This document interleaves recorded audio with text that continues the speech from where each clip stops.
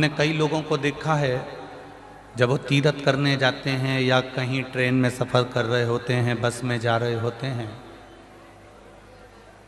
तो किसी किसी व्यक्ति की विचार, किसी किसी व्यक्ति का मन, किसी किसी व्यक्ति का चित्त किसी व्यक्ति से ज़्यादा मिल जाता है।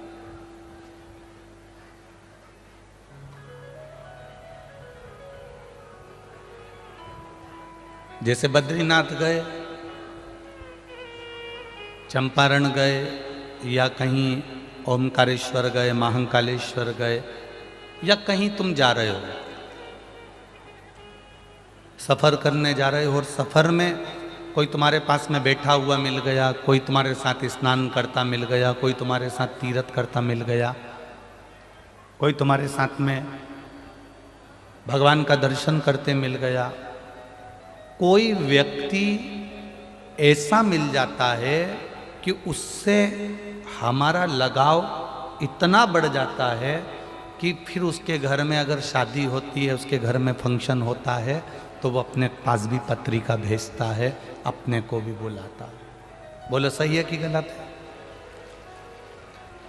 कई लोगों का कथा में बैठे बैठे आपस में इतना प्रेम बढ़ जाता है, एक दो कथा में मिले, दो तीन कथा में मिले, फिर इतना प्रेम बढ़ जाता है कि वो एक दूसरे को अपने घर की शादी में, अपने घर के फंक्शन में, अपने घर के जन्मदिन में, शादी की सालगिरह में, या कहीं ना कहीं किसी न किसी रूप में वो उसको आमंत्रित करता है।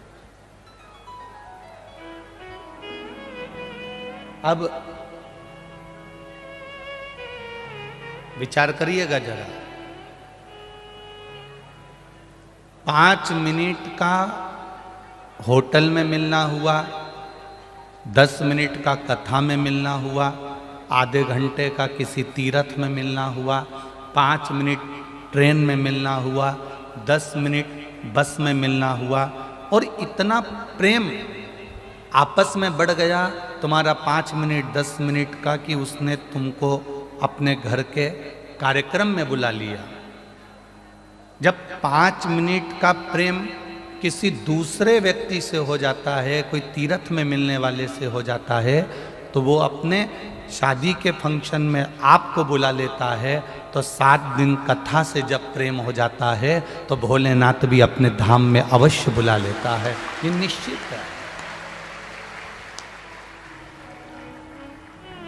तेरी कृपा बिना न हिले एक भी अणु, लेते हैं श्वास तेरी कृपा से तनु तनु। बखान क्या करूं मैं राखों के ढेर का, चपटी बबूत में खजाना कुबेर का। हे गंगाधार मुक्ति द्वार ओमकार तू, भोले ओमकार तू। आयो शरण तिहारे शंभो तार तार तू। एक 5 मिनट आप बस में मिलते हो तो परिचय बढ़ जाता है, तीर्थ में मिलते हो तो परिचय बढ़ जाता है। 7 दिन अगर शिव महापुराण में परमात्मा से मिलते हो तो उससे भी तो परिचय बढ़ जाता होगा, वो भी तो आमंत्रित करता होगा, उसका परिचय बढ़ रहा है।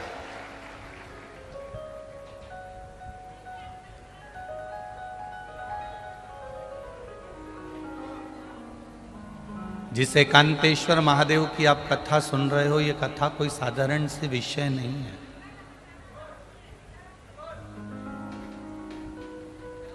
अपना अपना घर छोड़कर, परिवार छोड़कर आप यहाँ बैठे हो, ये कोई साधारण सी बात नहीं है। पार्वती मैया का जब जन्म हुआ, पार्वती मैया जब प्रकट हुई, हिमालय राज के घर में मैनावती के गर्भ से जब उनका जन्म हुआ,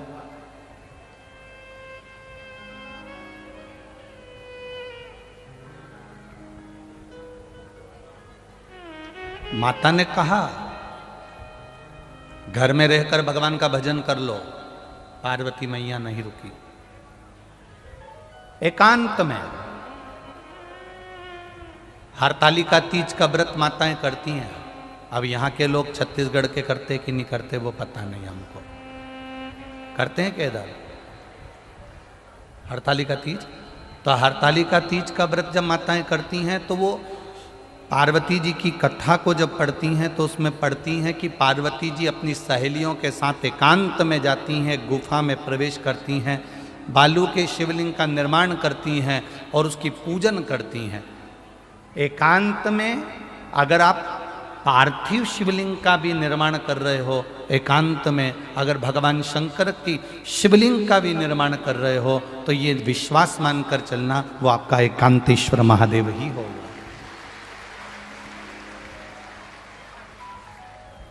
वो आपका एकांतेश्वर महादेव ही होगा। एकांत में बैठकर किया गया भजन, एकांत में बैठकर किया गया मंत्र जाप, एकांत में बैठकर किया गया नाम जाप, एकांत में बैठकर किया गया शिव भक्ति हमारी आयु की वृद्धि करती है।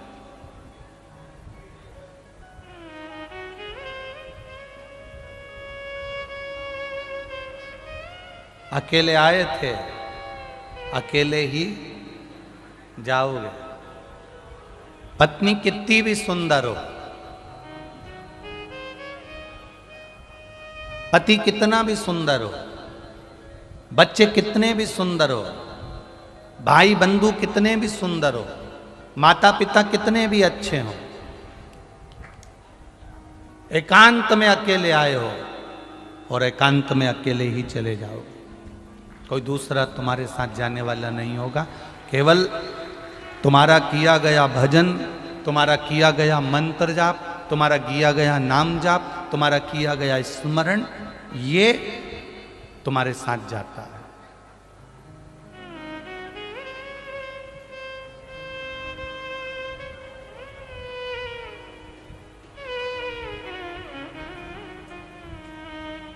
एक लोटा जल शिवजी को चढ़ाने का फल, एक बेलपत्री के वृक्ष को लगाने का फल, एक बेलपत्री के वृक्ष के नीचे से मात्र निकल जाने का फल कोई साधारण नहीं है हमारा।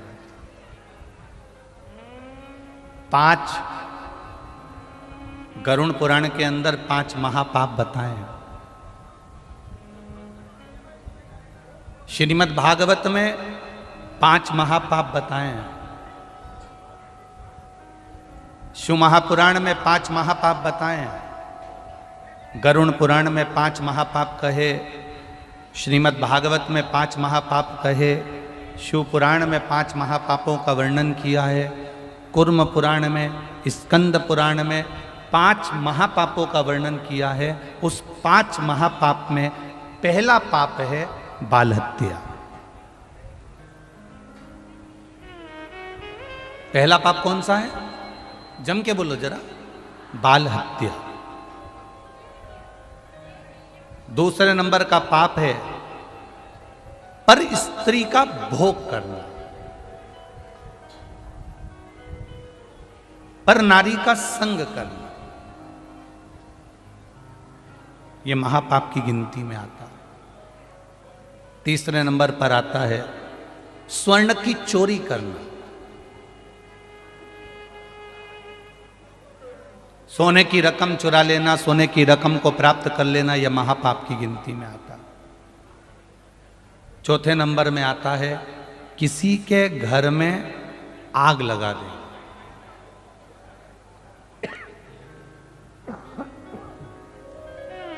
किसी के घर में आग लगा देना, यह महापाप की गिनती में आता है।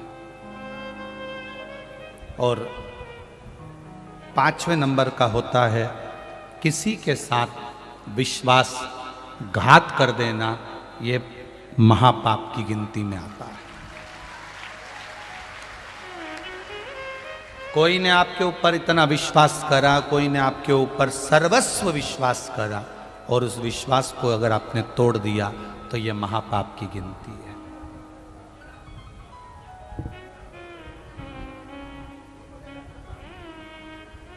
कितना पुण्य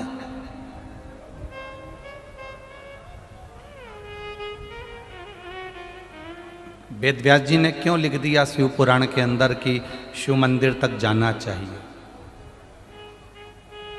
और मंदिर नहीं लिखा, शिवालय, जहां शंकर का शिवलिंग हो वहां तक जाना चाहिए।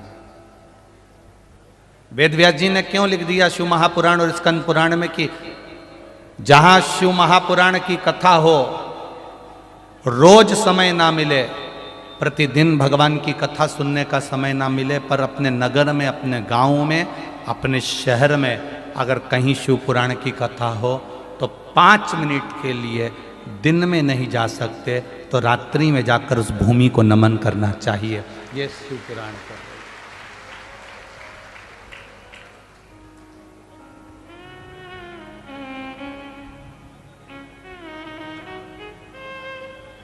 आपको कथा में कहा था, हेलीकॉप्टर को नीचे उतारने के लिए हेलीपैड पर एच बना होता है। हेलीकॉप्टर वाला देख लेता है कि एच बना है, हेलीपैड बना है, तो वो हेलीकॉप्टर को वहां उतार लेता है। वेद व्यास जी शिव पुराण में लिखते हैं, जितने दिन तक शिव महापुराण की कथा जिस नगर में, जिस गांव में, जिस क्षेत्र में होती है, उतने दिन तक भोलेनाथ जी का हेलीपैड वही भूमि कहलाती है, नंदी वहीं उतरता है।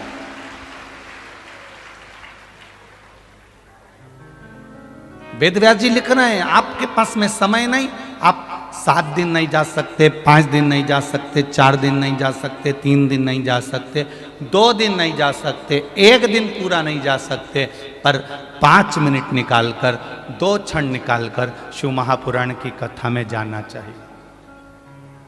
क्या होगा? स्कंद पुराण में वेद व्यास जी लिख रहे हैं, शिव महापुराण में वेद व्यास जी लिख रहे हैं, विद्येश्वर संहिता में वर्णन कर रहे हैं, जो भूलवश अनजाने में भी शंकर भगवान के शिवालय में पहुंच जाता है, जो अनजाने में भी शिव महापुराण की कथा तक पहुंच जाता है, जो अनजाने में भी बेलपत्री के पेड़ के नीचे से निकल जाता है, जो अनजाने में भी बेलपत्री के पेड़ को लगा देता है, उसको ये 5 पाप कभी नहीं घेरते हैं महाराज। उसको ये 5 महापाप कभी नहीं घेरते, वो पापों से मुक्त हो जाता। कौन कौन से महापाप बताएं? पहले नंबर पर, बोलो जम के बोलो, बाल हत्या। दूसरे नंबर पर है पर स्त्री गमन। तीसरे नंबर पर है स्वर्ण की चोरी। चौथे नंबर पर है किसी के यहाँ आग लगा देना। और 5वें नंबर पर है किसी का विश्वासघात कर जाना। ये 5 महापाप की गिनती में आते हैं।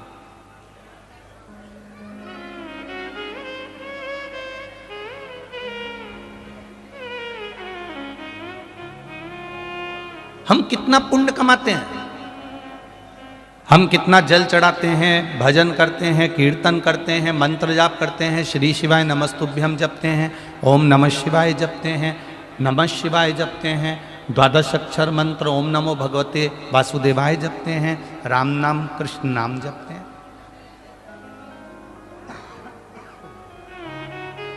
हम प्रतिदिन भगवान का भजन करते हैं और प्रतिदिन भगवान का भजन करते हैं तो हमारा पुण्य बढ़ाते हैं। पर हमको ये नहीं मालूम कि किसी के यहाँ पर बाल हत्या करी गई है। शिव महापुराण की कथा कहती है, स्कंद पुराण की कथा कहती है, जिसके यहाँ बाल हत्या हुई हो, जिसके यहाँ पर स्त्री का भोग किया जाता हो, जिसके यहाँ स्वर्ण की चोरी कर कर लाई गई हो, जिसने कभी किसी के यहाँ आग लगाई हो या किसी ने विश्वासघात किया हो, उसके घर का मात्र 1 गिलास पानी पी लेते हैं तो ये 5 महापाप हमारे खाते में चले जाते हैं।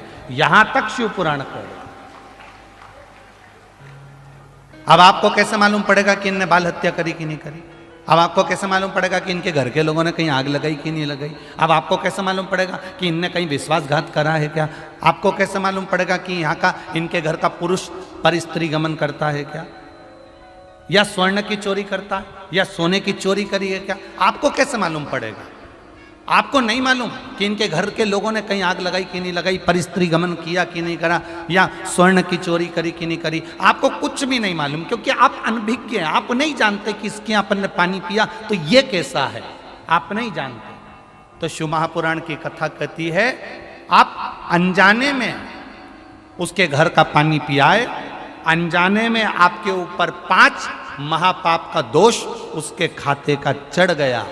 पर आप अगर रोज शिव के मंदिर जा रहे हो, शिवालय जा रहे हो, या 5 मिनट भी श्री शिवाय नमस्तुभ्यम बोल रहे हो, तो ये समझ लेना कि हमने भले उसके घर का पाप लियाए थे, पर उसको हमने वापिस भगवान के चरणों में जाकर साफ कर दिया। उस महापाप को हमने समाप्त कर दिया।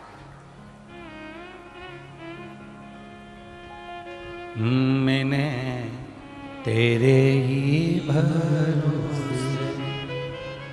बाबा, तेरे ही भरोसे हवा बिच उड़ती जावागी बाबा, डोर हथो छड़ी नाम कड़ी जावागी। भोले मैं तेरी पतंग, शंभो मैं तेरी पतंग, हवा बिच उड़ती जावांगी बाबा, डोर तो छड़ी नाम कटी जावागी। आपको नहीं मालूम कि आपने उसके घर का पानी पी लिया।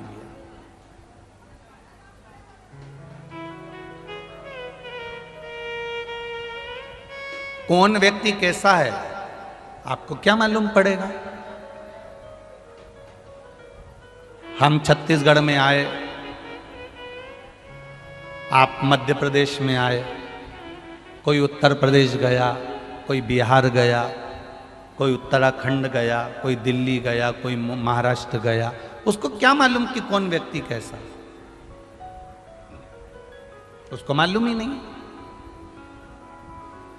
वो तो भजन में लगा हुआ है, वो तो स्मरण में लगा हुआ है, वो तो भक्ति में लगा हुआ है, भगवत नाम में लगा हुआ है, कीर्तन में लगा हुआ है, मंत्र जाप में लगा हुआ है, नाम जाप में लगा हुआ है।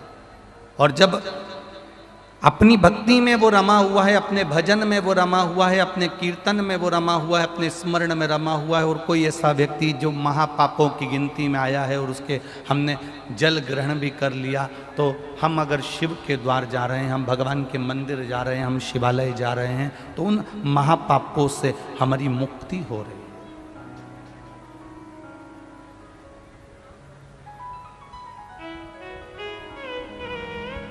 एक बात बहुत अच्छे से ध्यान करना, हमने बेकार कर्म किया, अगला जो जन्म होगा उसमें हमें भोगना पड़ेगा, ये निश्चित है। पर यदि हमने थोड़ा सा भी पुण्य अपना बचा कर रखा है, मरते दम तक भी अगर हमने शंकर की आराधना करी है, शिवालय गए हैं, या शिव कथा को अपने जीवन में उतार के रखा है, तो हमारे पास थोड़ा सा पुण्य है।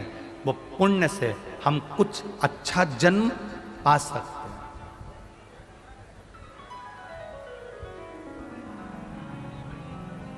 दिन भर दुकान पर बैठे रहे,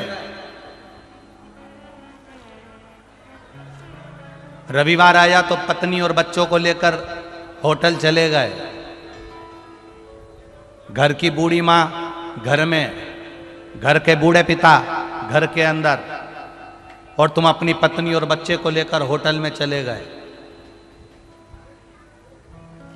दिन भर दुकान पर रहे, एक दिन मिला, वो एक दिन काय के लिए मिला कि पत्नी और बच्चों को लेकर किसी शिवालय में जाकर एक लोटा जल चढ़ा लेना, पर आप उसको भूलकर होटल में जाकर बैठ गए। हमने कमाया कमाया कमाया कमाया, पर कभी भगवान की भक्ति में हम एक क्षण नहीं गए, तो अगला जन्म क्या मिलेगा? जिसने अपनी जीवन में कभी भगवत भजन नहीं करा, केवल भोग करा, कमाया कमाया कमाया कमाया और अंत में छोड़कर चला गया। अगला जन्म, जैसे तुम बहुत व्यस्त रहे, बहुत व्यस्त रहे, बहुत व्यस्त रहे, उसी तरह भगवान अगला जन्म हमें बेल का बना देता है। बेल क्या करता है? बैलगाड़ी में लगा रहता है और बैलगाड़ी में लगा रहेगा, दिन भर काम करेगा, दिन भर घूमता रहेगा, दिन भर हल जोतेगा, दिन भर बखर चलाएगा, दिन भर। पर यदि भगवान ने हमको बेल बनाया भी है तो परमात्मा से इतना सा कह देना, भगवान हमने कभी जिंदगी में एक क्षण की भी अगर कथा सुनी है तो बेल बनाना मना नहीं, पर हमें बेल नंदी बना देना, हमें वो नंदी बना देना जो हम भगवान के द्वार पर खड़े हों, भगवान की चौखट पर खड़े। वो बनाएगा।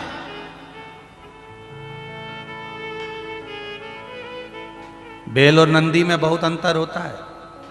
बेल को खेत में काम करना पड़ता है और नंदी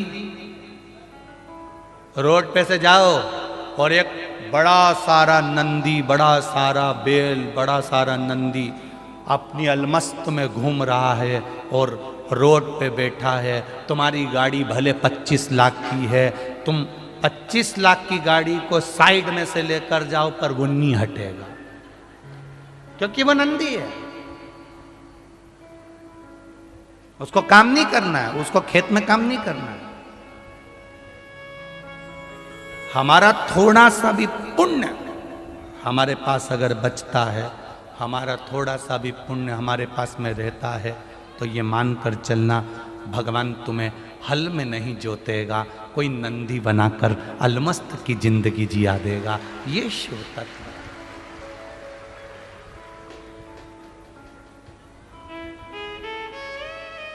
आप करो उसका भजन।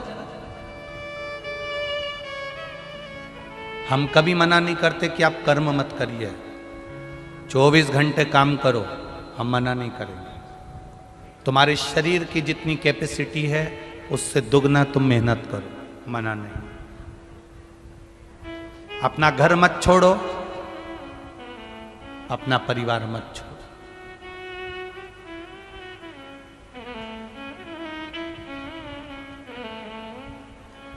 क्यों छोड़े हम?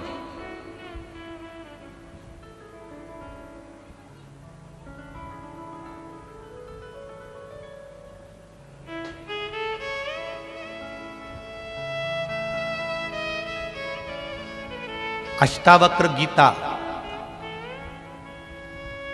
श्रीमद् भगवद गीता और गर्भ गीता। आप में से कितने लोग हैं जिन्होंने श्रीमद् भगवद गीता कभी पढ़ी हो, सुनी हो? आप में से कितने लोग हैं जिन्होंने कभी अष्टावक्र गीता को पढ़ा हो, बाजार से लेकर आए हो और पढ़ा हो अष्टावक्र गीता? पढ़ी है? आप में से कितने लोग हैं जिन्होंने कभी गर्भ गीता पढ़ी हो?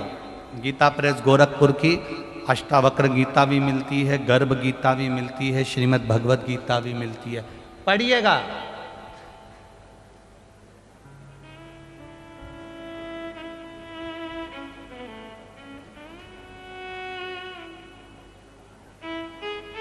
अष्टावक्र गीता, गर्भ गीता, श्रीमद् भगवद गीता।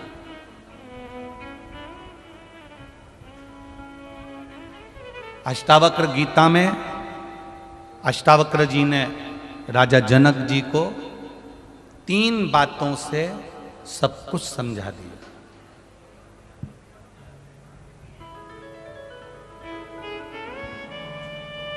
भिलाई छत्तीसगढ़ के जितने भी भक्त कथा को सुन रहे हैं और टीवी के माध्यम से, आस्था चैनल के माध्यम से, फेसबुक यूट्यूब के माध्यम से जितने भी भक्त लोग इस कथा को सुन रहे हैं, अपनी जिंदगी में उतारिएगा।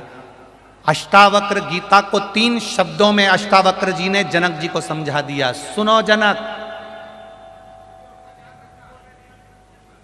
3 बातों को अपनी जिंदगी में उतार कर रखना अष्टावक्र गीता कर रही है। और सुनो भिलाई वालों, छत्तीसगढ़ वासियों, आपकी जिंदगी में अगर ये अष्टावक्र गीता और गर्भ गीता की बात अच्छी लगे तो अपने जीवन में उतारना और संपूर्ण देशवासियों को इस क्लिप को काट कर संपूर्ण देशवासियों को भेजना कि अष्टावक्र गीता में अष्टावक्र जी राजा जनक को 3 शब्द में गीता समझा रहे हैं, गर्भ गीता में 2 शब्द में गीता समझा रहे हैं। अष्टावक्र जी ने जनक जी से कहा, सुनो जनक, 3 बातों को 3 शब्दों को अपने जीवन में उतार कर रखो। पहला,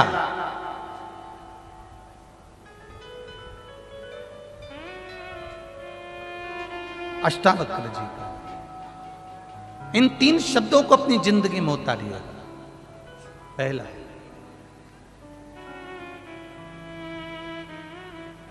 अपने धन को पकड़ो, पराये धन को छोड़ दो। दूसरा, अपनी स्त्री को अपने साथ रखो, पराई स्त्री को छोड़ दो। और तीसरा, अपने घर में रहो, पराये का घर छोड़ दो। ये अष्टावक्र गीता के 3 शब्द।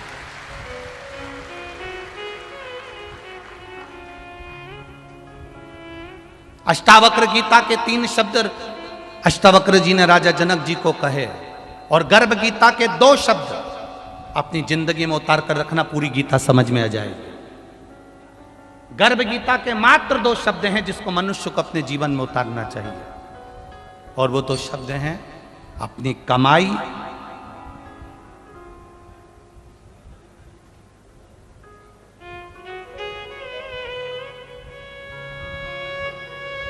बोल दें क्या? अरे बोलो जम के बोल दें। गर्भ गीता के 2 शब्द अपनी जिंदगी में उतार कर रखना, अपनी कमाई को छूना और अपनी लुगाई को छूना, पर दूसरे की कमाई और दूसरे की लुगाई मत छूना।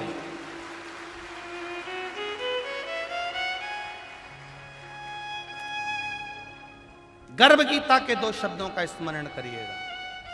अपनी कमाई को हाथ लगाओ, अपनी स्त्री का स्पर्श करो, पर दूसरे की कमाई कितनी है, दूसरे का धन करोड़ों का भी पड़ा हो तो उसका स्पर्श मत करना, और दूसरे की नारी कितनी भी सुंदर हो उसका स्पर्श मत करना। ये गर्भ गीता है।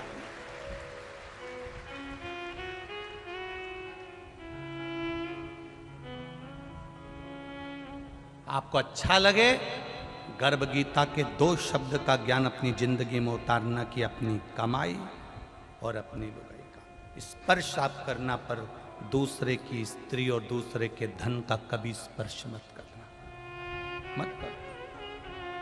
बर्बादी की पहली सीढ़ी है ये, अगर हम दूसरे के धन का स्पर्श कर रहे हैं और दूसरे की नारी का स्पर्श कर रहे हैं। बहुत सावधानी रखिए, बहुत।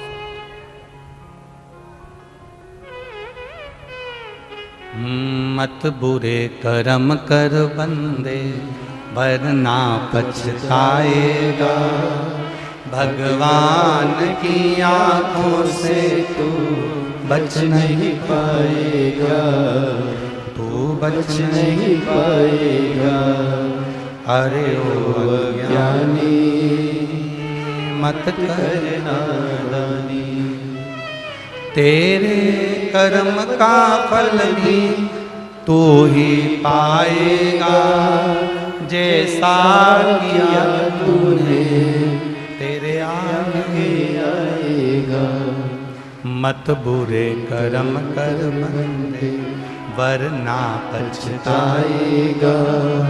भगवान की आंखों से तू बच नहीं पाएगा, तू बच नहीं पाएगा। अरे ओ अज्ञानी मत कर नादानी। 5 महापापों से मुक्ति हमको रोज चाहिए, प्रतिदिन।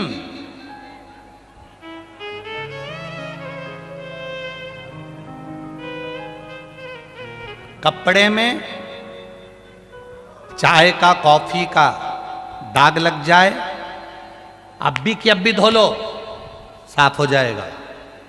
कपड़े में चाय कॉफी का दाग लग गया, 2 घंटे या 3 घंटे बाद धोगे तो वो दाग साफ नहीं होगा। हमने आज पाप किया है तो आज ही शंकर भगवान को 1 लोटा जल चढ़ाकर धो लो, नहीं तो वो दाग पक्का हो जाए। चाय का दाग लग गया, अभी की अभी धो। हमसे झूठ निकल गया, अभी की अभी मुख से श्री शिवाय नमस्तुभ्यम। हमने किसी को धक्का दे दिया, अभी की अभी श्री शिवाय नमस्तुभ्यम। हमने किसी के साथ गलत कर दिया, अभी की अभी श्री शिवाय नमस्तुभ्यम। क्षमा मांग लो, सॉरी कह लो, पांव प्रणाम कर लो, नमन कर लो, दंडवत कर लो। क्या जाता है? गलती हो गई ना, क्षमा मांगने में क्या जाता है?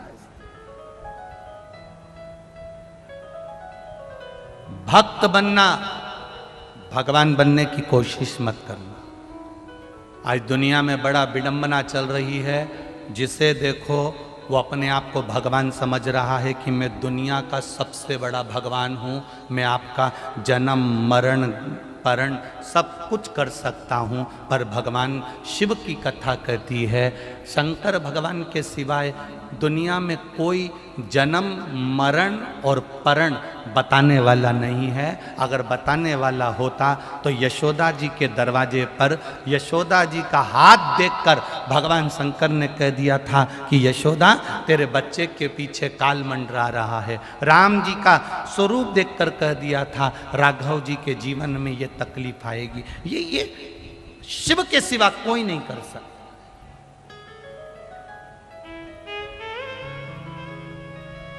और दुख की घड़ी आएगी, ये निश्चित है।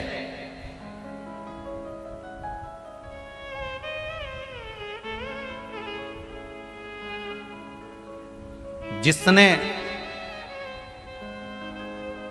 फटे पुराने कपड़े पहने हैं, जिसने रूखी सूखी रोटी खाई है, जिसने टूटे फूटे घर में रहकर अपना जीवन निकाला है, एक दिन मेरे महादेव की कृपा से ऐसा आता है कि उसको सुख का अच्छा दिन जरूर देखना पड़ता है। जिसने फटे पुराने कपड़े पहने, जिसने रूखी सूखी रोटी खाई, जिसने बहुत ठोकरें खाई, जिसने पसीना बहाया, जो धूप में चला है, उसको एक ना एक दिन छांव अवश्य मिलती है और वो बड़ा मजबूत होता है। बाद में उसके जीवन में सुख मिलता है। सुख मिलने के बाद उसको अहंकार नहीं आता, क्योंकि उसको मालूम है अगर वापिस वही दिन आ गए तो वो तैयार रहता है। दुख तो उसको आता है जो कभी 4 व्हीलर गाड़ी से पांव नीचे नहीं उतारता, कभी धूप में नहीं चलता, जो कभी बिना होटल के भोजन नहीं करता। ऐश और आराम की जिंदगी में ब्रांडेड कपड़े पहने हमने पूरी जिंदगी में। जब उसकी जिंदगी में दुख आता है तो उससे झेला नहीं जाता। वो एक ही काम करता है, तो मरी जाऊं तो अच्छा है। पर जिसने दुख झेल कर सुख झेला है वो मरने की नहीं सोचता, मेहनत करने की सोचता। वो और मेहनत करने की सोचता है। मैंने बहुत दुख देखा, बहुत तकलीफ देखी, बहुत कष्ट देखा। मेरी माँ ने लोगों के कपड़े सिले, मेरी माँ ने ये काम करा, मेरे पिताजी ने ये काम करा। हम स्कूल जाते थे, बहुत मेहनत से जाते थे, कोई गाड़ी नहीं, पैदल चले जाते थे। जिसने शुरू में दुख देखा है उसके जीवन में एक बार सुख जरूर आएगा। तुम चिंता मत करना। जो ज़्यादा ठोकर खाता है, एक दिन उस पत्थर को लोग उठाकर पीपल के पेड़ के नीचे रख देते हैं। जो पत्थर बीच में बार बार ठोकर देता है, जो पत्थर में ज़्यादा ठोकर लगती है, उस पत्थर को उठाकर लोग बड़ के पेड़ के नीचे, पीपल के पेड़ के नीचे रख देते हैं। कोई दूसरा आता है, उस पर सिंदूर पोत कर चले जाता है। कोई तीसरा आता है, उसे अगरबत्ती लगाकर चले जाता है। जिसने ठोकर खाई होती है वो एक न एक दिन मंदिर में पूजा जाता है, ये निश्चित है। अगर दुनिया के लोग ठोकर दे रहे हैं, अपशब्द कर रहे हैं, ताना दे रहे हैं, गाली दे रहे हैं, आड़ा टेढ़ा कर रहे हैं, चिंता मत करना। काय की चिंता करना? अब सौंप दिया इस जीवन का सब भार तुम्हारे हाथों में।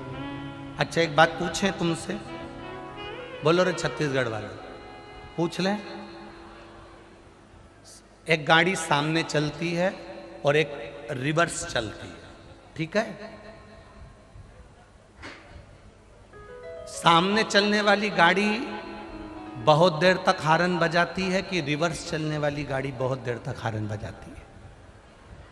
बोलो बोलो, जम के बोलो।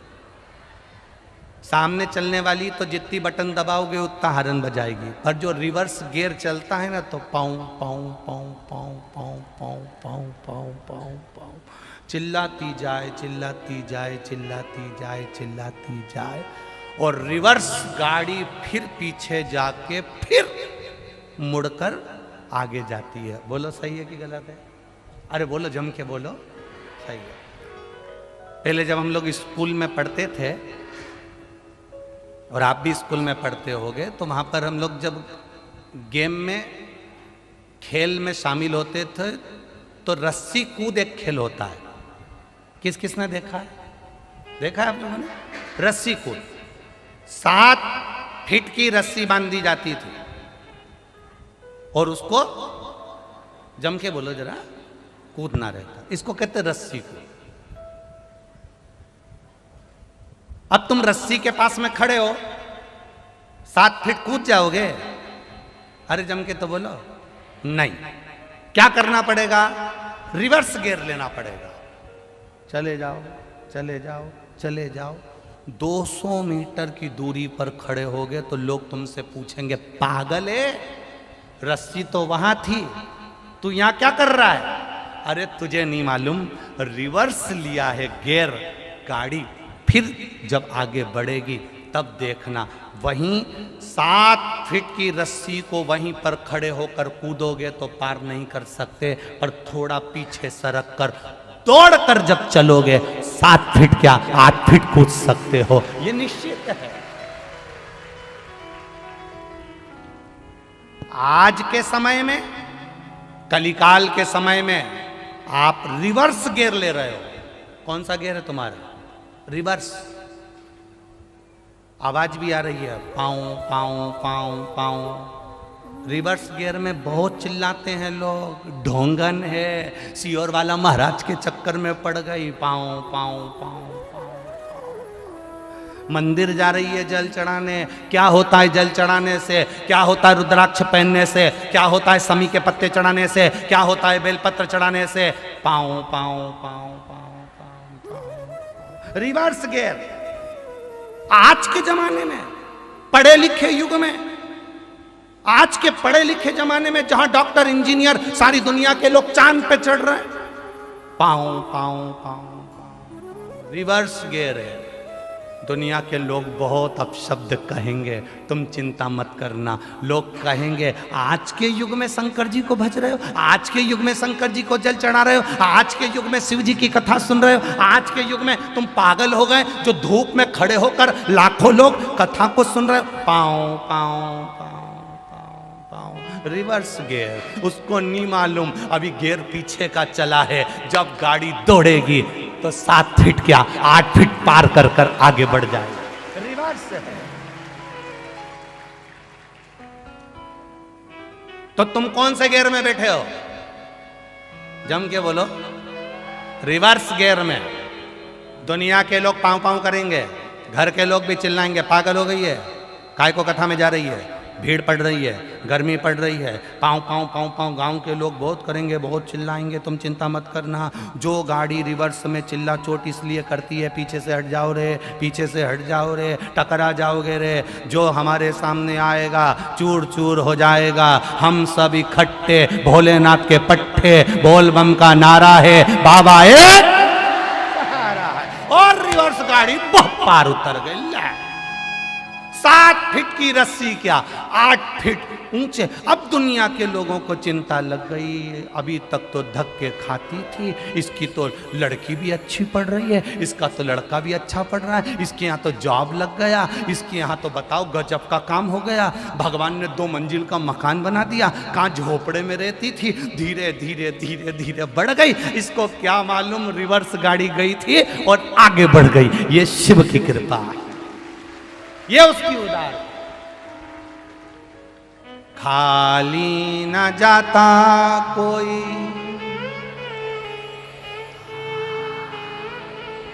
खाली न जाता कोई, दर से तुम्हारे मैं भी खड़ी हूँ नंदी बाहें पसारे। अपने हृदय से लगा लो गिरा जा रहा हो, उठा लो उठा। रिवर्स गियर लिया, एक पत्र आया देख।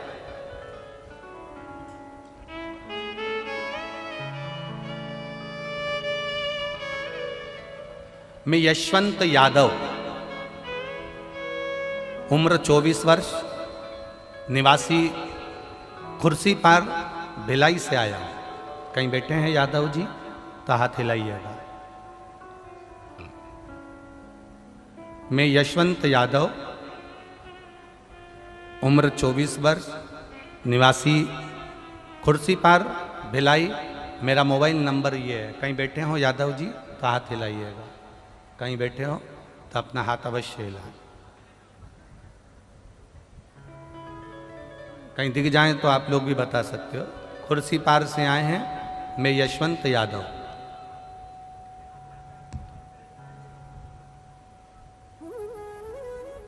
गुरुजी, मुझे पंडाल में सेवा करने का मौका मिला है। मैं सेवा में लगा हूं।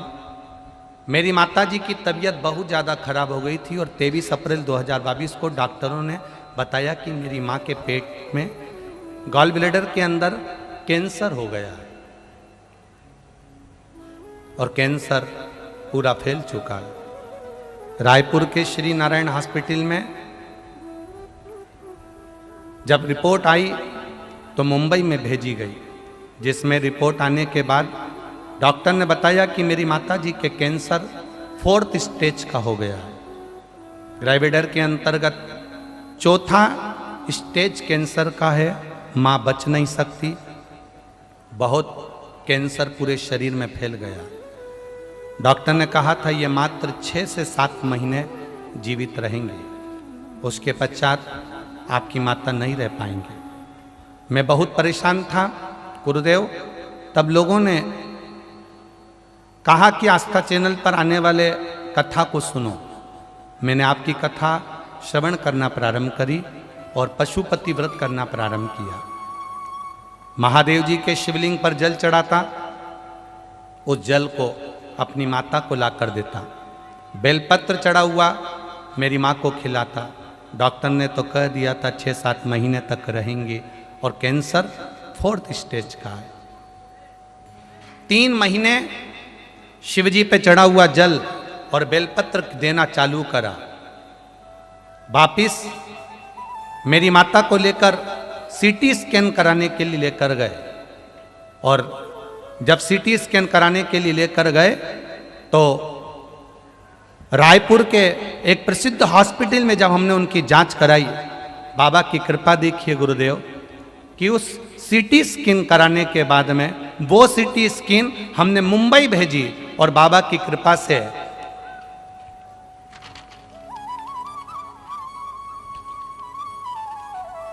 चौथे स्टेज का कैंसर समाप्त हो चुका था। ये बाबा को बड़ी भक्ति का बल है।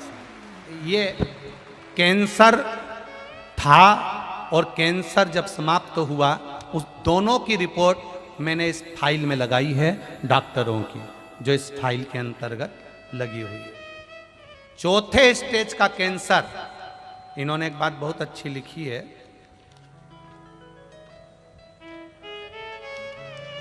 चौथे स्टेज का कैंसर कहा गया, आज तक डॉक्टर भी आश्चर्य में पड़े हुए हैं कि यह 4th स्टेज का कैंसर आखिर गया था। अर्थात यादव जी दवाई लिए, औषधि ले, मना नहीं है, डॉक्टर को भी दिखाओ, मना नहीं, सारी जांचें भी कराओ, मना नहीं, पर उन औषधि को लेते लेते भी भगवान पर विश्वास रखिए, क्योंकि डॉक्टर भी एक ना एक समय कह देते हैं कि अब उसके हाथ में है। आप विश्वास कर कर चलो।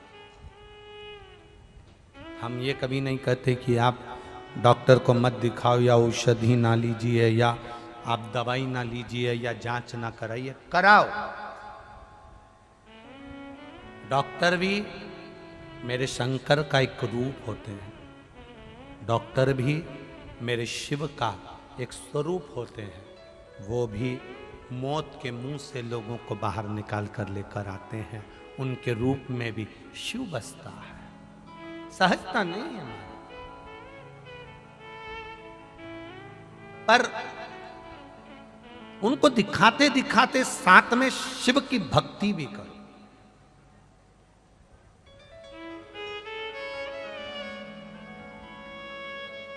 भगवान शंकर का भजन भी करो, शिव स्मरण भी करो।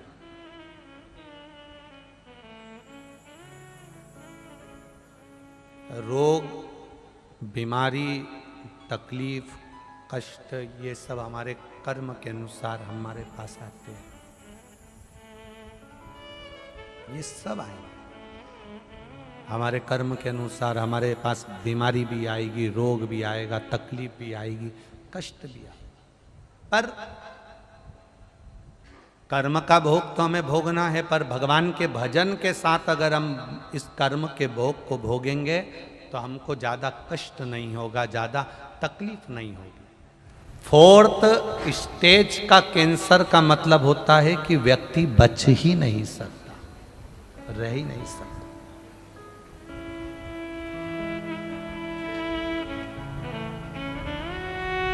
कई लोगों को लगता होगा सीहोर वाले गुरुजी इतने सारे पत्र पढ़ते हैं, रखते हैं। हम उनसे निवेदन करेंगे, इन पत्रों में इनका एड्रेस और मोबाइल नंबर सब कुछ रहता है। हम तो आपके शहर में आना तो होता नहीं है, और विठलेश सेवा समिति का कोई सदस्य कभी किसी गांव में, किसी नगर में, किसी शहर में जाकर कोई चंदा नहीं मांगता, कोई रसीद नहीं काटता, ना तुमसे कुछ लेने के लिए आता। हम किसी को नहीं जानते, वो तो ये आपके पत्र होना आते हैं तो पढ़ लेते हैं, और पढ़ लेते हैं इसलिए आप तक पहुंचा देते हैं कि आप चाहें तो इनके पास जाकर संपर्क कर सकते।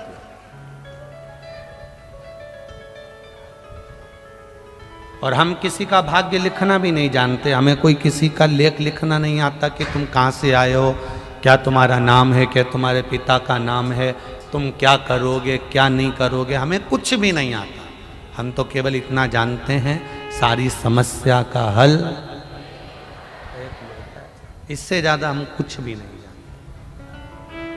अंधविश्वास, ढोंग, प्रपंच, छल, कपट, बेईमानी, इन सब से दूर हटकर आप अपने महादेव को कुछ मत दो, केवल एक लोटा जल चढ़ाने का नियम बना लो। जब आप एक नियम बना लोगे शंकर जी के मंदिर जाने का, तो महादेव भी नियम बना लेंगे तुम्हारे दुख मिटाने का, ये निश्चित है। अब जाओ उसकी शरणागति।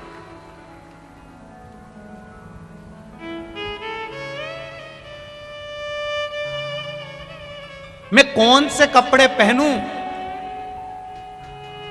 जो घर के लोगों को अच्छा लगूं, ये हमारी सोच होती है।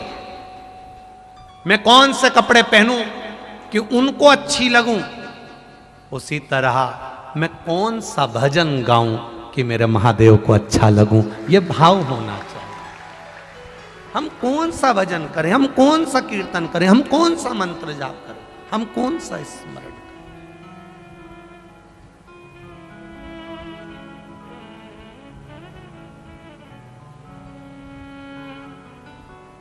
एक बात कहना चाहेंगे, छत्तीसगढ़ की भूमि पर, छत्तीसगढ़ में जितने भी लोग निवास करते हैं, जो ओरिजिनल छत्तीसगढ़िया हैं, वो कभी किसी के साथ छल और कपट नहीं करते हैं,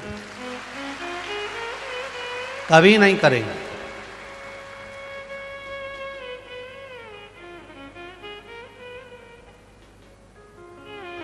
राम पथगमन में जितना कोई प्रदेश नहीं आया, सबसे ज्यादा राम पथगमन में छत्तीसगढ़ आया है।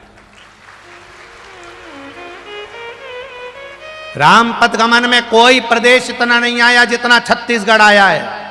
मेरे राम छत्तीसगढ़ की धरा से 2-2 कदम चलकर बढ़ते गए हैं। मेरे राम के लिए पलक पाउड़े छत्तीसगढ़ के आदिवासियों ने, वन में निवास करने वाले निवासियों ने कहीं ना कहीं, किसी ना किसी रूप में छत्तीसगढ़ के उन भक्तों ने मेरे राम की सेवा करी है, निष्कपट भाव से, निश्चल भाव से। कोई कपट नहीं, कोई छल, कोई छल।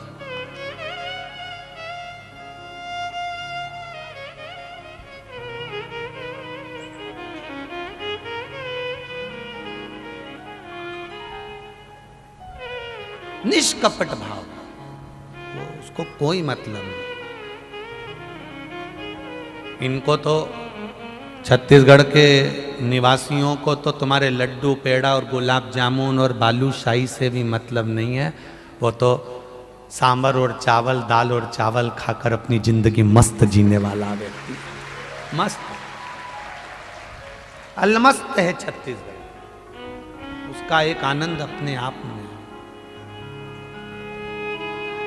आज छत्तीसगढ़ में सबसे ज़्यादा टेंशन का विषय यही बना हुआ है कि गांव-गांव में, जंगल जंगल में लोग शंकर जी के मंदिर में एक एक लोटा जल चढ़ाने लगे। बड़ी मुश्किल से कई विरोधियों ने, विधर्मियों ने इनको मंदिर से बाहर किया था, और आज फिर ये वापस मंदिर में प्रवेश कर गए तो लोगों को चिंता रहती, टेंशन है। कई लोगों को बड़ी चिंता है। मंदिर मंदिर भगवान के जाने लगे, शिव जी को लोटा भर के जल चढ़ाने लगे। अब ढोंग और प्रपंच से दूर हो गए, अंधविश्वास से दूर हो गए, ये भ्रम से दूर हो गए। अब इनके मन में आ गया कि केवल एक है, ब्रह्मा जी को भी देने वाला, भगवान विष्णु को देने वाले, राम जी को देने वाले, कृष्ण को देने वाले, संपूर्ण देवी देवताओं को अगर कोई देने वाला है तो वो केवल एक है, देव अधिदेव महादेव है। बस वो जो देता है वही श्रेष्ठ रहता है, उसकी श्रेष्ठता। शिव कथा कह रहे, पार्वती मैया ने एकांत में बैठकर भगवान शंकर की आराधना करी है। पार्वती जी ने शिव जी की पूजन करी, एकांत में बैठकर भगवान शंकर की आराधना करी। माता पार्वती पार्थिव शिवलिंग का निर्माण करती है और उसकी पूजन करती है।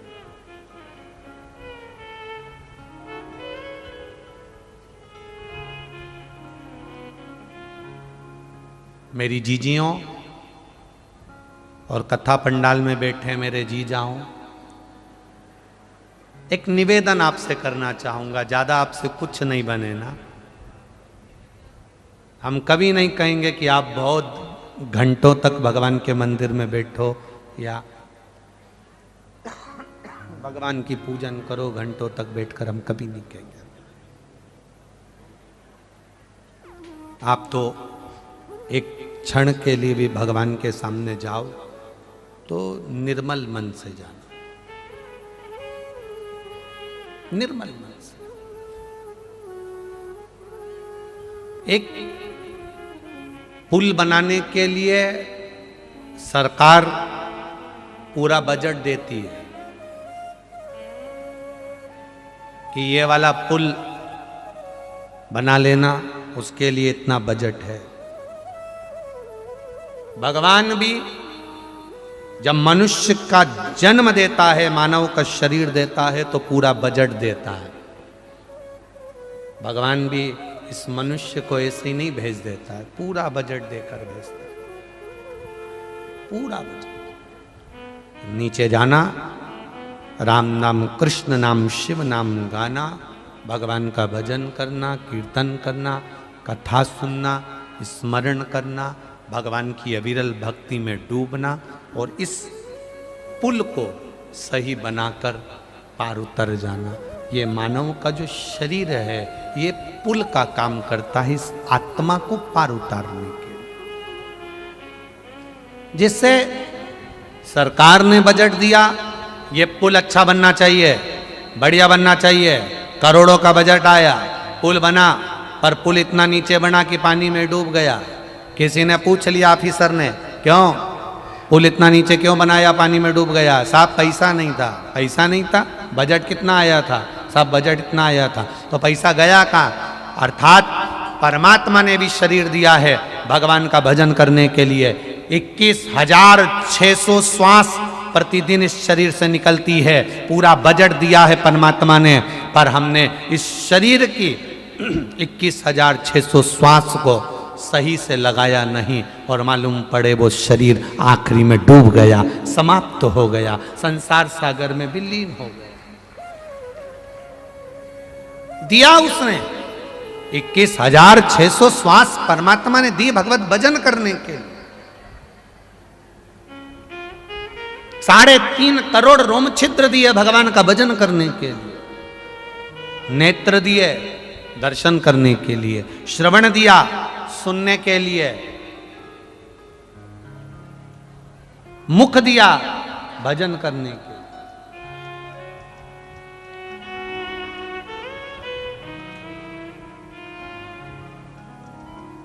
पर हम नहीं कर पाए। कहां कर सकते?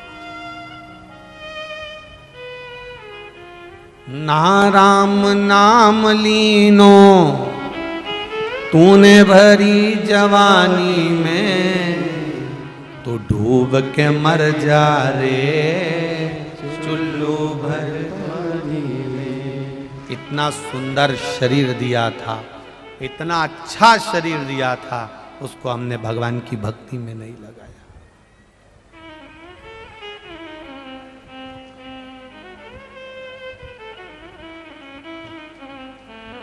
समझ नहीं पाए।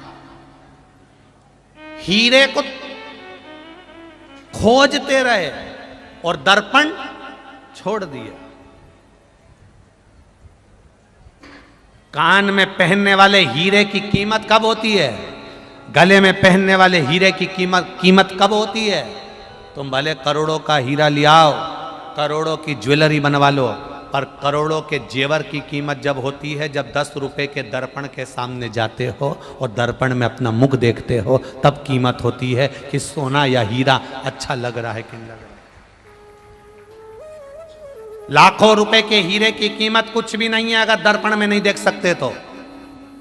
दर्पण में जब चेहरा देखते हो, 10 रुपए का दर्पण करोड़ों रुपए के हीरे की चमक दिखाता है, और अगर दर्पण नहीं होगा तो करोड़ों का हीरा भी बेकार है। उसी तरह ये मन, ये आत्मा, ये चित्त, ये परमात्मा का दर्शन करा देती है अगर भजन है तो, और अगर भजन नहीं तो कहां कीमत हो। करो उसकी कीमत। पार्वती जी कर रही हैं शिव जी की पूजा एकांत में बैठकर।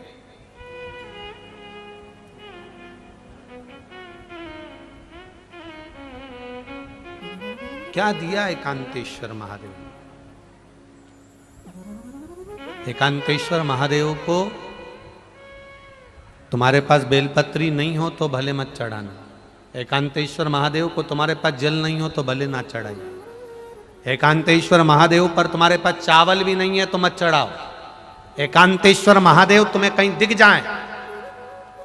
हरतालिका तीज की कथा कहती है, पार्वती जी के पास में कुछ नहीं था तो पेड़ों की पत्तियां तोड़कर उन्होंने चढ़ा दी थी। इसलिए एकांतेश्वर महादेव का कहीं दर्शन तुम्हें मिल जाए एकांत में शिवलिंग मिल जाए, उसके पास में जो पत्ता पत्ती लगे हों वो तोड़कर भगवान का श्रृंगार कर दो, एकांतेश्वर महादेव की पूजन हो जाए।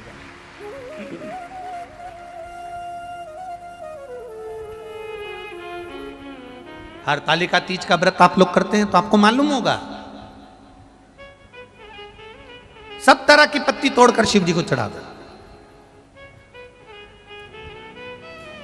सब स्वीकार। कई लोग कहते भी हैं ये आंकड़े का फूल,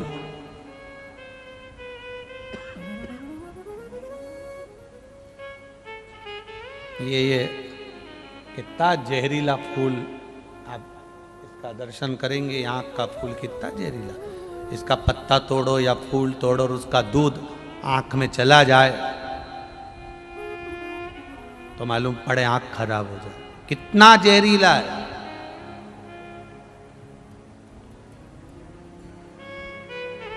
कनेर कितना जहरीला है,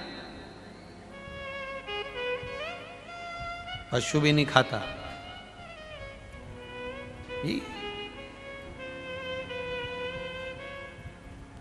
किसी देवता को नहीं चढ़े, केवल शंकर जी को चढ़े।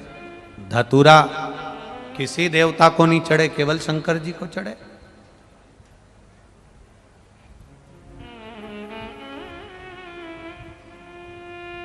ये शिव जी को हर कोई सा पत्ता चढ़ जाता है। शंकर भगवान कहते हैं मेरा नियम ही है। ये दुनिया के जो लोग हैं ना बड़े चतुर होते हैं, जो 10 का नोट, फटा हुआ नोट, गला हुआ नोट, 5 का नोट, 10 का नोट, 20 का नोट, 50 का नोट, 100 का नोट जो फट गया, गल गया, सड़ गया, किसी काम का नहीं, जो दुकान पे भी नहीं चले, वो मंदिर में चले।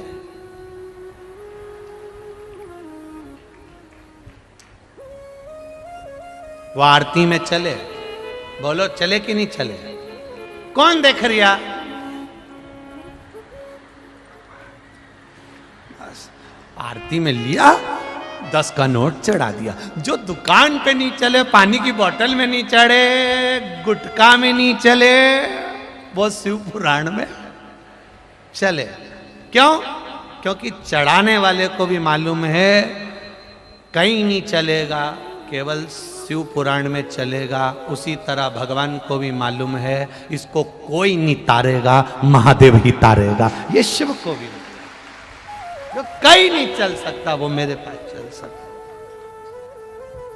बोल बम का नारा है, बाबा एक सहारा। जो कहीं ना चले वो यहां चले और कहीं नहीं चल सकता।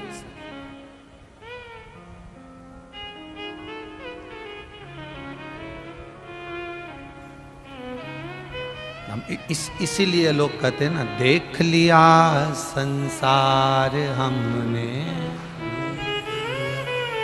और सब मतलब के यार हमने देख लिया। झूठे नाते झूठे रिश्ते, झूठे नाते झूठे रिश्ते, अरे झूठा है संसार हमने देख लिया। सब मतलब के यार हमने देख लिया। ये संसार बड़ा विचित्र है, उसको जानना कठिन है, बहुत कठिन। इसीलिए शिवाय शिवाय शिवाय ओम नमः शिवाय, शिवाय शिवाय शिवाय ओम नमः शिवाय। बोलो शिवाय शिवाय शिवाय ओम नमः शिवाय, शिवाय शिवाय शिवाय ओम नमः शिवाय। शिवाय शिवाय शिवाय ओम नमः शिवाय, शिवाय शिवाय शिवाय। सब गाइए ओम नमः शिवाय।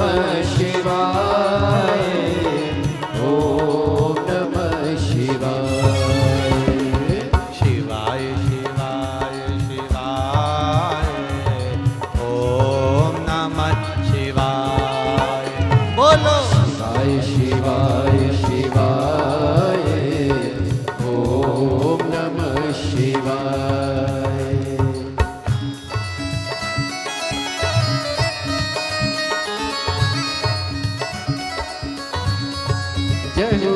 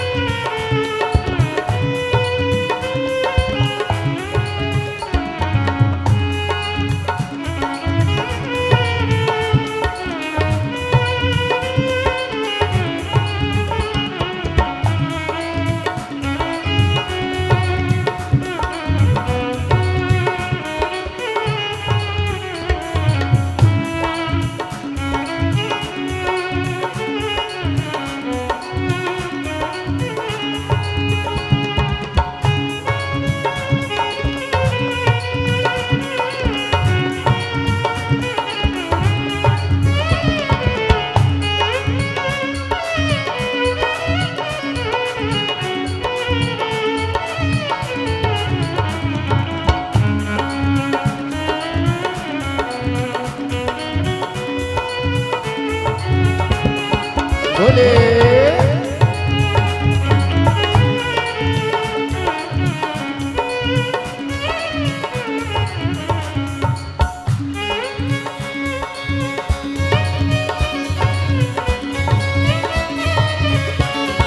जय हो।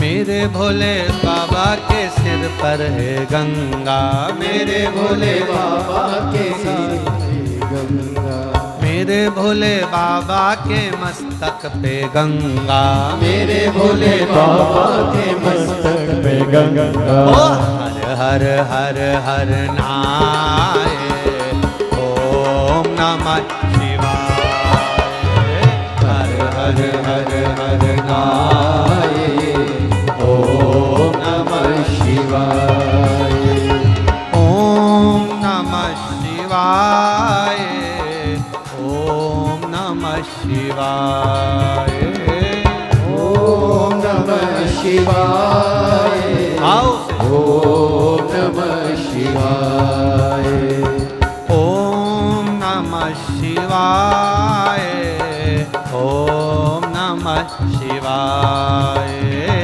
ओम नमः शिवाय, ओम नमः शिवाय, ओ शिवाय शिवाय शिवाय, ओम नमः शिवाय, शिवाय शिवाय शिवाय, ओम नमः शिवाय, बोलो शिवाय शिवाय शिवाय, ओम नमः शिवाय, शिवाय शिवाय शिवाय, ओम नमः शिवाय।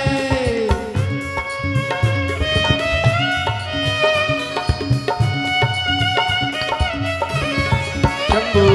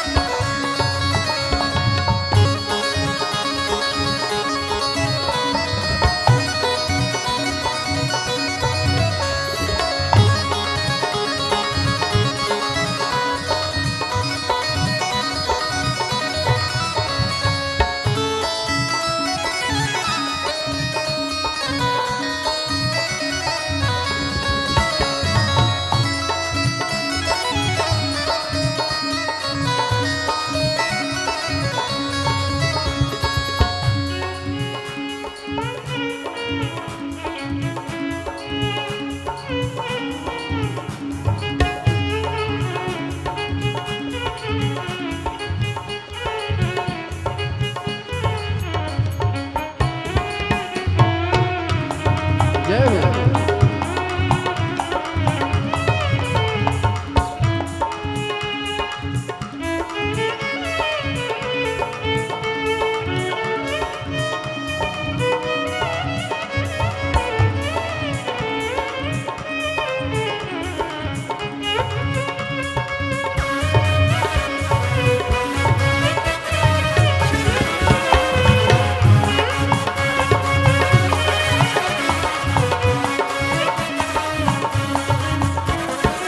मेरे भोले बाबा के हाथों में डमरू, मेरे भोले बाबा के हाथों में डमरू, ओ मेरे भोले बाबा के हाथों में डमरू, मेरे भोले बाबा के हाथों में डमरू। हर डम डम डमरू बजाए, ओम नमः शिवाय।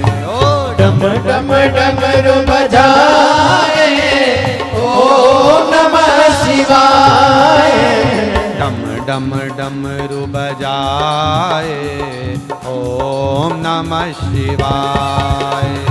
डम डम डमरू बजाए, ओम नमः शिवाय।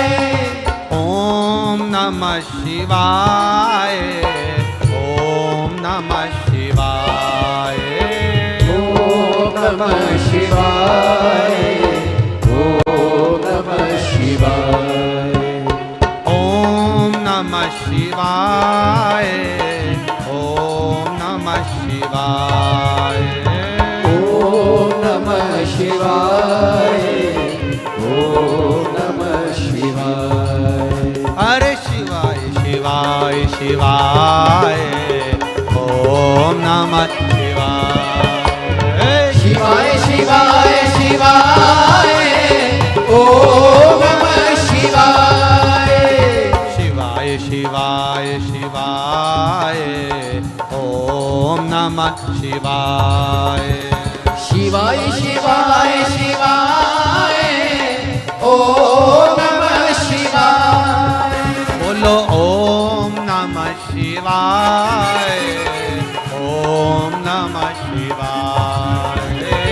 ओम नमः शिवाय, ओम नमः शिवाय।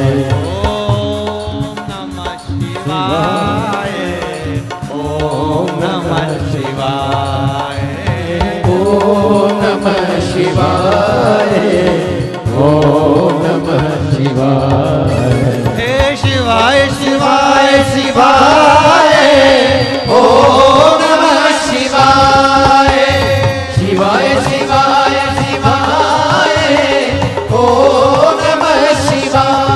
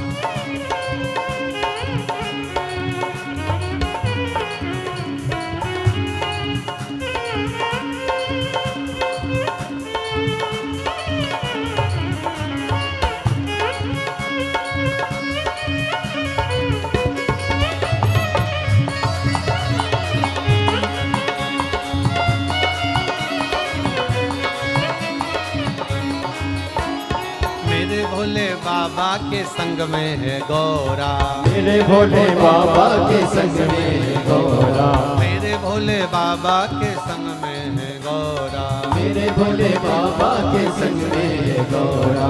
सबको दर्श दिखाए ओम नमः शिवाय, सबको दर्श दिखाए ओम नमः शिवाय, सबको दर्श दिखाए ओम नमः शिवाय, सबको दर्श दिखाए ओम नमः शिवाय, ओम नमः शिवाय, ओम नमः शिवाय, ओम नमः शिवाय, ओम नमः शिवाय। में श्रवण कर रहे हैं।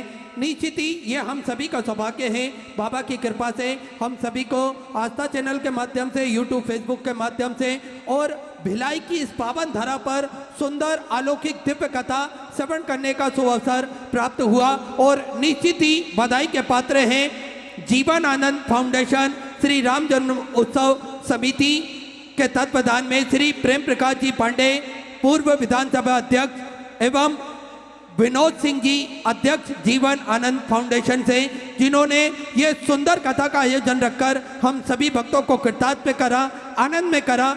जब तक जीव पर बाबा की कृपा ना हो तब तक इस सृष्टि में, इस दुनिया में, इस संसार में कोई भी कार्य संभव नहीं हो सकता। हम सभी बाबा की कृपा के साए में जी रहे हैं, उनकी कृपा से ही इस संसार सागर में हम सभी का जन्म हुआ है। नित्य प्रतिदिन हमें भगवान का जप स्मरण करते रहना चाहिए, नित्य प्रतिदिन उनको याद करते रहना चाहिए। और वैसे भी उनकी कृपा हम जीव पर हैं, तभी हम लोग सुंदर कथा का आनंद भी ले सकते हैं। हम कहीं भी आ जा सकते हैं, कहीं पर भी हम कोई भी कार्य कर सकते हैं। ये केवल और केवल महादेव की कृपा है, क्योंकि महादेव सा दयालु स्वामी भला कौन कहलावे, सुन तही दीन की दीन पुकार, दया निधि आप उबरन धाबे, पहुँचे तहाँ अविलंब सुधा रुन मृत्यु को मर्म विदारी भगावे, बड़ भागी नर नारी सोए जो महादेव को नित्य ध्यावे। वो नर और नारी बड़े ही बड़भागी हैं, बड़े ही भाग्यशाली हैं, जो प्रतिदिन भगवान का स्मरण करते हैं, प्रतिदिन भगवान के मंदिर जाते हैं, प्रतिदिन उनको याद करते हैं। वे बड़े ही बड़भागी होते हैं। तो हम सभी मंदिर जाएं। पूज्य गुरुदेव ने हम सभी को बड़ा ही सुंदर और सरल तरीका बताया है। एक लोटा जल सारी समस्याओं का हल। एक लोटा जल लेकर हम पास के मंदिर देवालय जाएं, भगवान का जल अभिषेक करें, एक बेलपत्री चढ़ाएं और अपने हृदय की बात हम देवादिदेव महादेव से करें, तो निश्चित ही हम सभी जीव का भला होगा, हम सभी जीव का कल्याण होगा। हम सभी को यही प्रयत्न करना चाहिए कि हम मंदिर जाकर भगवान का जल अभिषेक करें, उनको याद करें। आजकल हम सभी देखते हैं मंदिरों में लंबी भीड़ लगी हुई है महादेव के दर्शन करने हेतु। महादेव को प्रतिदिन भक्तों की भीड़ दिन और प्रतिदिन बढ़ती ही जा रही है। हम सभी उनके मंदिर जाएं, उनसे आराधना करें, उनसे प्रार्थना करें, तो निश्चित ही हम सभी जीव का भला होगा, कल्याण होगा। और हम सभी नित्य प्रतिदिन उनकी साय में रहेंगे, क्योंकि तरस जाता है दिल मेरा आपकी एक झलक देखने को, तरस जाता है दिल मेरा आपकी एक झलक देखने को। मेरे बाबा महाकाल, खुश नसीब है वो लोग जो तेरा दीदार रोज किया करते हैं। अजब तुम्हारा भेद, गजब तुम्हारा परिवार, गजब तुम भोले बाबा, गजब तुम्हारी सरकार। महादेव के चरणों में जब से शीश को झुकाया है, दर तेरा इंसाफ का हमने बस यही पाया है, दर बाबा का इंसाफ का है। हम कोई भी अरदास लेकर बाबा के मंदिर जाते हैं तो निश्चित ही हमारा न्याय होता है, निश्चित ही हमें वो सारी मनोकामना पूर्ण होती है जो हम अभिलाषा अपने हृदय में रखते हैं, जो हम चाहते हैं उससे कई गुना ज़्यादा मेरा महादेव हम सबकी झोली में भर देता है। हम सभी देखते हैं पत्रों के माध्यम से जो भक्त अपने विचार पत्रों के माध्यम से लिखकर व्यासपीठ तक पहुंचाते हैं, और पूज्य गुरुदेव उन पत्रों को पढ़कर हम सभी को बताते हैं कि किस प्रकार से सभी को महादेव ने कुछ ना कुछ अवश्य प्रदान करा है। कई गुना हजारों की संख्या में पत्र आते हैं, पर कुछ पत्र ही पढ़ पाते हैं, क्योंकि समय का भाव देखते हुए कुछ पत्र ही पढ़ पाते हैं। सभी पत्र हमेशा जो आते हैं वे भगवान ने जो उनकी झोली में भरा है, वे सारे पत्र वही रहते हैं। और हम सभी देखने को मिलता है कि किसी को 17 साल के बाद संतान होती है, किसी को 30 साल के बाद संतान होती है, कोई 52 साल की उम्र में कोई माँ बनती है। तो ये हम सभी के लिए बाबा भोलेनाथ का एक अद्भुत चमत्कार है, जो हम सभी अपनी आंखों से देख सक रहे हैं, अपने कानों से श्रवण कर रहे हैं। बाबा की कृपा सभी जीव पर विद्यमान होती है। सच्चे हृदय से, सच्चे मन से जो भक्त बाबा को याद करता है, उनकी आराधना करता है, उनसे प्रार्थना करता है, तो निश्चित ही सारी मनोकामना पूर्ण होती है।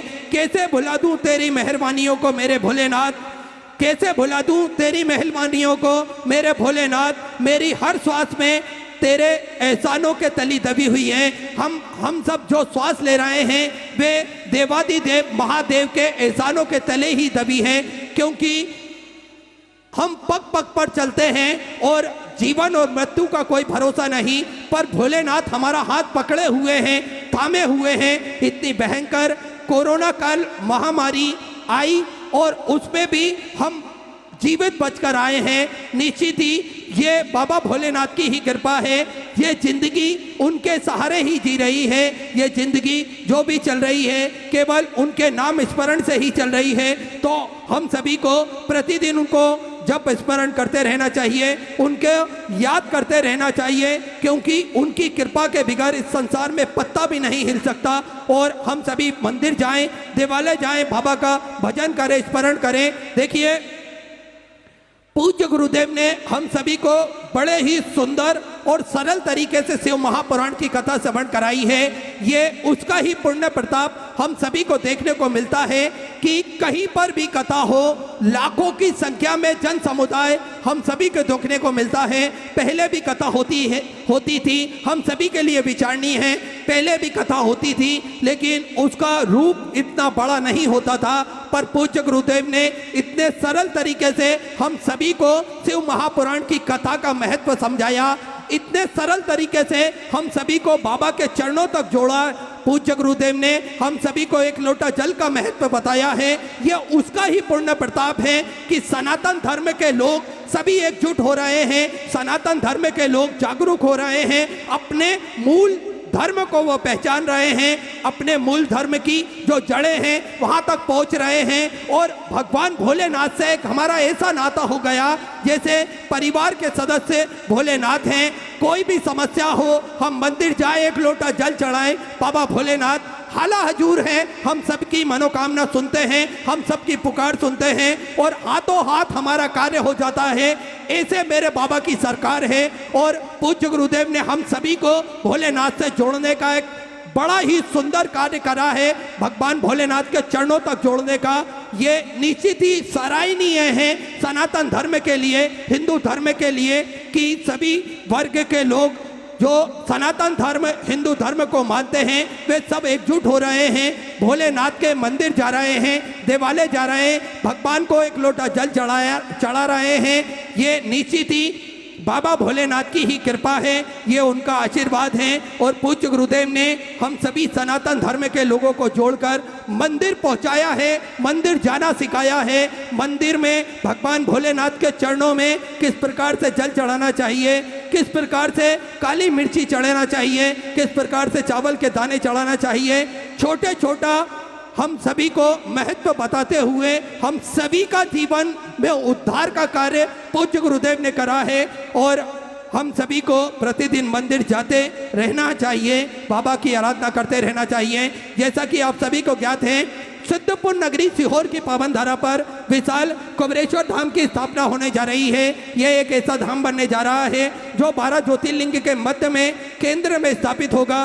बाबा की अभी मूर्ति की स्थापना नहीं हुई है, पर उनकी कृपा और करुणा सभी जीव पर विद्यमान होती है। जो भी भक्त अपने मन की मुराद लेकर कुबेर भंडारी के चरणों तक पहुंचता है, कंकर संकर की भूमि पर बैठकर, कंकर संकर की धरा पर बैठकर 108 बार श्री शिवाय नमस्तुभ्यम का जाप करता है, उन सभी भक्तों की मनोकामना मेरा कुबेर भंडारी, मेरा राजा धीराज महाकाल राजा पूर्ण करता है। और आप सभी, हम सभी मंदिर जाते हैं, देवालय जाते हैं, बाबा का नाम जप स्मरण करते हैं तो निश्चित ही एक हृदय में अलग सी चेतना हमारे मन में जागृत होती है, अलग सा उत्साह हमारे मन में जागृत होता है।